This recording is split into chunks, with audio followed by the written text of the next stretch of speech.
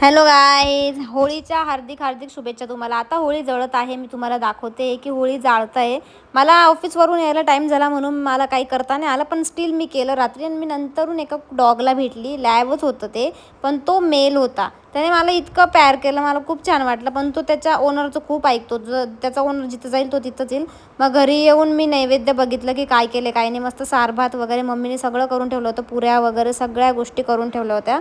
मग मी पूजेला गेली बाहेर, मस्तपैकी फेऱ्या विऱ्या मारल्या, 5 फेऱ्या मारल्या मी.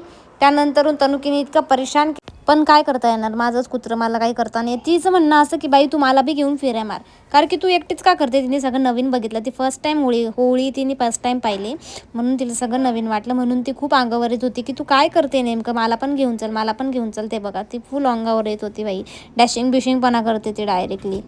सर्वपैकी मी नैवेद्य टाकलं, ताईने पण टाकलं, कारण की आम्ही दोघींनी अर्धा अर्धा करून सगळ्या गोष्टी शेअर करून मग आम्ही पूजा विजा केली.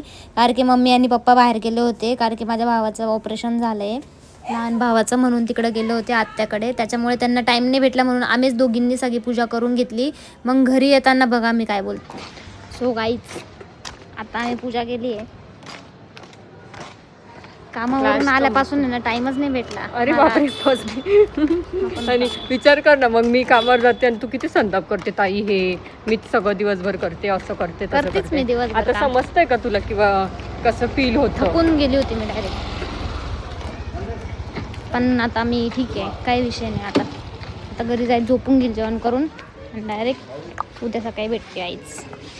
Good night guys. Good night guys. Happy Holi. तुम्हाला होळीच्या हार्दिक शुभेच्छा. बाय. आले बघा आमचे शुभेच्छुक. आमचे शुभेच्छुक माग आहे.